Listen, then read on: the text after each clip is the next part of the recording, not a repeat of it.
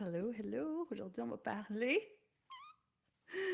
dans le lundi mindset, lundi émotion par rapport au succès. On va parler de temps. On va parler du temps. Souvent, les gens vont me mentionner qu'ils manquent de temps pour faire des actions importantes pour leur entreprise. Souvent, les gens vont me parler, vont me mentionner qu'ils n'ont pas la tête à ça, qu'ils sont trop surchargés en ce moment. Et souvent, c'est l'entreprise qui en souffre énormément. Ce que je trouve vraiment intéressant, puis c'est vraiment quelque chose que j'ai pu constater au cours des dernières années. Ça fait très, très longtemps que je travaille avec la clientèle dans le développement d'entreprise et tout ça. Puis il y a quelque chose que j'ai remarqué beaucoup, beaucoup en francophonie, que ce soit au Canada, en Europe, partout, au Québec, au Canada, ou où est-ce que les gens parlent français en général. Euh, il y a une grosse, grosse dichotomie, j'ai l'impression, qui s'est installée. Vous me direz si ça fait du sens en commentaire. Dites-moi si vous êtes live en rediffusion. Dites-moi, vous m'écoutez à partir de où. Je trouve ça vraiment intéressant. Euh, c'est comme si on avait vraiment fait une distance émotionnelle entre notre entreprise, qui est notre travail, mais on a plus l'impression, j'ai l'impression que quand on a une entreprise, ça devient comme une passion. Ça devient comme plus un hobby même qu'une passion, j'ai envie de vous dire, parce que la passion, je la trouve magnifique. Mais un hobby, j'ai l'impression qu'on perd vraiment le fil ou la connexion dans le fait que notre entreprise devrait être qu'est-ce qui nous rend libre financièrement, qu'est-ce qui nous apporte le sentiment de sécurité, qu'est-ce qui nous apporte à pouvoir vivre avec notre famille de façon saine, de façon libre et tout ça. Puis j'ai trouvé ça super intéressant d'avoir cette réflexion-là en fin de semaine. Puis souvent, on va parler avec des gens, puis les gens vont nous dire oh, j'ai pas le temps, ou oh, ces temps-ci, j'ai vraiment pas la tête à ça. Puis à chaque fois, là, je sais, je prends des grosses pauses parce que ça me laisse sans mots. À chaque fois, ça me laisse sans mots, puis je me dis oui, mais la vie est tellement courte. Puis, on a tellement besoin, plus que jamais, là, avec l'augmentation du coût de la vie, on s'entend, là.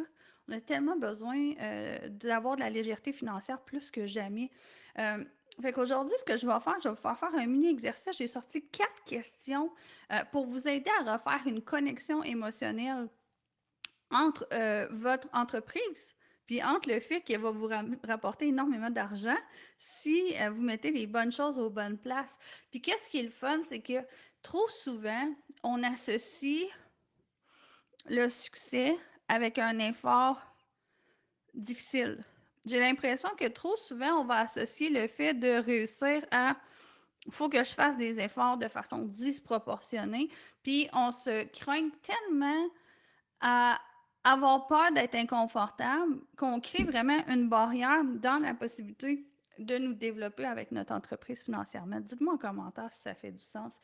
J'ai vraiment, vraiment envie de vous lire là-dessus. Puis c'est vraiment intéressant parce que souvent, je vais travailler avec des clients qui vont vivre tout à fait l'inverse parce que tout est une question de perception, tout est une question, puis c'est pour ça aujourd'hui, je voulais vous aborder ce sujet-là dans le sujet lundi mindset, parce que tout est une question de connexion émotionnelle, tout est une question de perception par rapport à faire de l'argent avec notre travail. Parce que ça, ici, on doit refaire une connexion entre les deux. On doit se rappeler que notre entreprise est là pour nous supporter financièrement. Et non, c'est pas un fardeau qu'on traîne. C'est vraiment quelque chose qui devrait nous servir dans la vie. Puis, je veux juste vous poser la question parce que, comme je disais tantôt, aujourd'hui, la vidéo va être beaucoup en lien avec le temps. Mais le temps encore, c'est très, très subjectif. Puis dites-moi en commentaire là, si ça fait du sens, qu'est-ce que je vais dire pour vous. Lorsque on fait quelque chose qui nous rebute, c'est très difficile de passer à l'action. Ça ne nous le dit pas, on est comme ah, on repousse tout le temps plus tard. Hein? Il y a donc des choses là, des fois qu'on devrait faire, puis qu'on est porté à repousser à plus tard parce que ça ne nous le tente pas. Puis on est juste comme.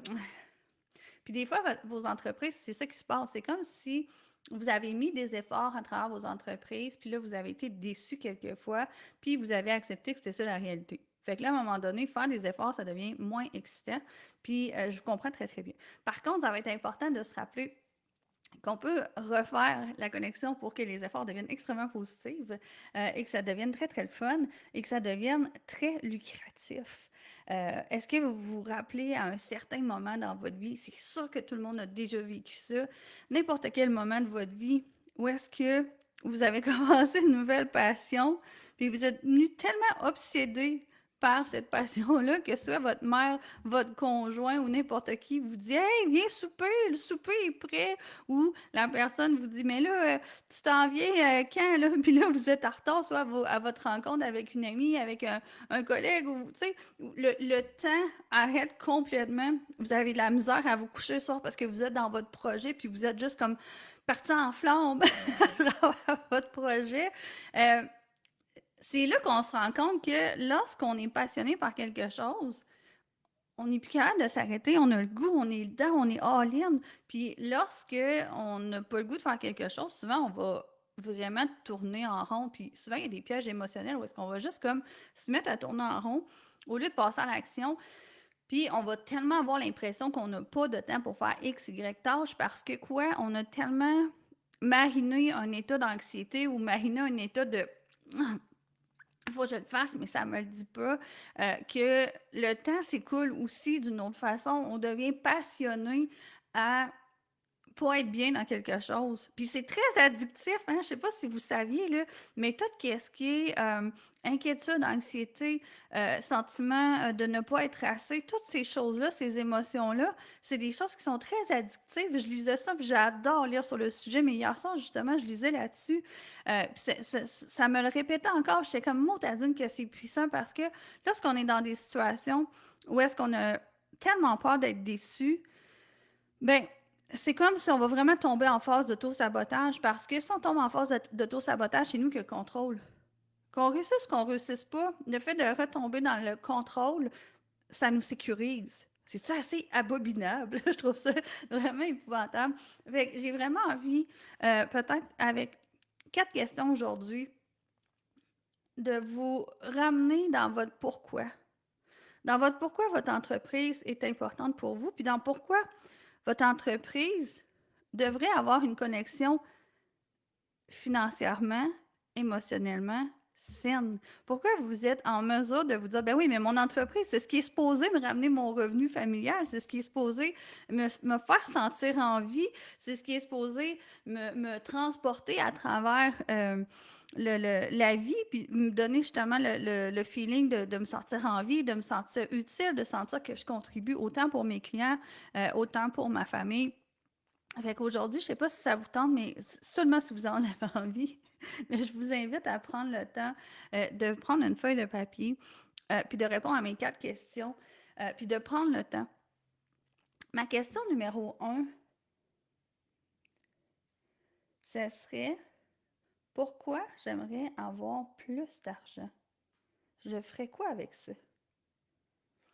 Pourquoi j'aimerais avoir plus d'argent? Qu'est-ce que je ferais avec ça? Super intéressant comme question, je trouve. Puis souvent, on oublie justement à quel point c'est important. Est-ce qu'on a besoin de changer de voiture? Est-ce que c'est pour nous transporter? Est-ce que c'est parce qu'on a un appartement dans lequel on n'est plus bien et qu'on a envie d'avoir notre chez nous vraiment cosy? Est-ce que on aimerait pouvoir prendre soin des gens autour de nous? Il y a plein de réponses qu'on peut mettre là. Ça peut être que vous seriez en mesure de faire des voyages, que vous seriez en mesure de aller chercher plus de formation, n'importe quoi. Ça peut être justement assister à plus de congrès en lien avec votre expertise. Il y a plein de raisons pourquoi on aimerait être en mesure de faire plus d'argent avec notre entreprise. Ça, je trouve que c'est vraiment intéressant d'aller chercher notre pourquoi parce que des fois, on a l'impression que faire de l'argent, c'est quelque chose qui est superficiel, qui inutile ou qu'on se sent imposteur de faire de l'argent, alors que, excusez-moi, là, mais en 2025, là, c'est vital. Avoir de l'argent dans notre portefeuille, c'est complètement vital. Fait que dites-moi ça. Si vous avez le goût, vous pouvez me le dire en commentaire. Sinon, vous pouvez les garder aussi pour vous priver. Mais je trouve que c'est des belles réflexions à faire. Ma deuxième question. Si j'avais plus d'argent, quelles seraient les émotions reliées à cela? si on avait la liberté financière, si tu avais, si j'avais la liberté financière, peu importe, ce serait quoi les émotions qui seraient reliées à ça? Hein, souvent, on va avoir le fun, la sécurité, la liberté. Je pense que autant, mettons, dans la première question, qu'est-ce que tu ferais avec plus d'argent? Autant dans la deuxième question, ce serait quoi les émotions reliées au fait de faire plus d'argent? Une question comme dans l'autre, je pense que ça vaudrait la peine peut-être d'aller chercher au moins 10 points différents par question. Mon autre question, la troisième question serait, si j'avais plus d'argent, qui autour de moi en bénéficierait? Si j'avais plus d'argent, si mon entreprise était en mesure de générer plus de profits, si j'avais plus d'argent, qui autour de moi serait impacté? Est-ce que c'est votre famille, vos proches, vos amis, votre propre vie sociale en général, peu importe? Est-ce que vos parents arrêteraient de s'inquiéter pour vous? Ou est-ce que votre chum arrêterait de s'inquiéter pour vous? Est-ce que votre chum aurait l'impression d'arrêter de porter le fardeau sur ses épaules? Des fois, les gars, ça peut être contradictoire. Ils veulent vraiment contribuer à la famille, puis en même temps, ils auraient besoin d'aide, puis ils n'osent pas le dire. On sait très bien que plus il y a d'argent dans une famille, plus c'est léger, plus il y a la possibilité de faire des activités aussi. Donc, si j'avais plus d'argent, qui autour de moi serait impacté? Dites-moi en commentaire, à date, laquelle des trois questions que je vous ai nommées impacte le plus, mais les trois sont super importantes. Et la question numéro 4 va être, prenez le temps là, tout à l'heure, peut-être de réécouter la vidéo, peser sur pause, de prendre le temps de vraiment étudier chacune des questions.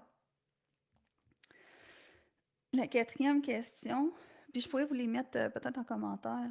Ouais. La quatrième question, c'est quelles sont mes ressources pour apprendre à faire plus d'argent? En ce moment, quelles sont mes ressources pour apprendre à faire plus d'argent? Est-ce que c'est une formation en ligne? Est-ce que c'est des livres? Est-ce que c'est poser des questions à des gens qui ont réussi autour de vous? Peu importe. Je pense que c'est super intéressant parce que des fois, on va avoir une entreprise, on va tourner en rond à faire quelque chose qui fonctionne plus ou moins, puis on a l'impression que c'est une finalité, comme si c'était ça la vie. Mais non, c'est vraiment pas ça, parce que souvent, je le répéterai jamais assez, mais avec un 2 mm d'ajustement, avec un tout petit ajustement au niveau de votre entreprise, les résultats peuvent se transformer incroyablement. Je donne un exemple, quelqu'un qui joue soit au baseball, au golf, au hockey, des sports justement où est-ce qu'il va avoir soit un bâton avec un objet. Vous savez très bien que hein, le moindre petit angle peut transformer complètement la trajectoire où est-ce que va aller soit la balle, la puck ou ben, une balle de golf, une balle de baseball ou la puck au hockey, peu importe. Donc, vous savez, des fois, ça prend juste un tout petit ajustement pour avoir, surtout au golf, là, c'est complètement fou. Là. Au golf, vous pouvez frapper, la balle peut partir là, puis vous pouvez frapper l'autre coup, puis elle va partir complètement à l'opposé. Puis, vous avez l'impression d'avoir fait la même chose. C'est complètement fou, là.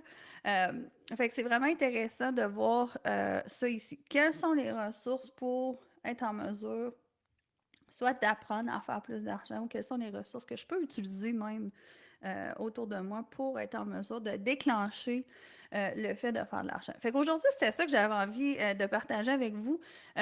Votre perception du fait que vous avez souvent pas le temps pour faire évoluer votre entreprise ou vous n'avez pas nécessairement la tête à ça ou l'espace-temps. Alors que si vous vous reconcentrez sur votre pourquoi, le livre, le Why Café est excellent aussi pour ça. Ça peut être intéressant des fois là, de faire des bonnes lectures pour être en mesure de vous faire un bon réalignement. Il y a des méditations aussi, j'en ai une qui est dans le plan. Des méditations aussi qui peuvent vous permettre de vraiment vous réaligner.